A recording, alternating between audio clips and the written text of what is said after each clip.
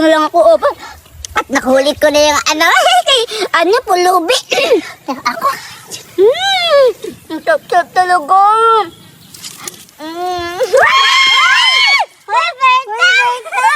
Bakit ka kumakain ng ice cream? Hindi ako kumakain.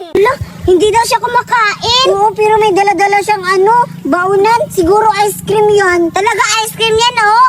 Anong ice cream? Hindi to ice cream.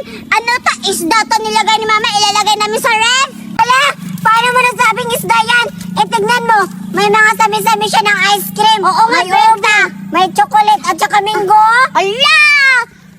Flavor lang to sa ilalim ng isda. Nangaling hindi tayo maniniwala. At saka, pakinyo ba kung ice cream to? Sa inyo ba to? Ay, akin to. Hindi ko kayo bibigyan.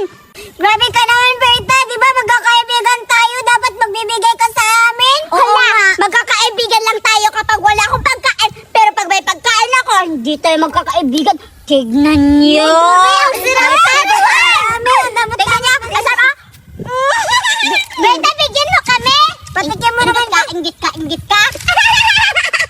Damat-damat mo naman, Berta.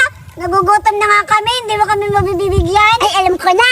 Puntahan niyo si Judy Ann. Marami siyang ice cream. Hala, talaga ba? Oo, puntahan niyo doon. Tara. Oo, doon. Sige, tara. Mga uto-uto talagang kayo mga kaibigan ko. Pinuntahan niyo kay Judy Ann to galing. Tatago lang ako.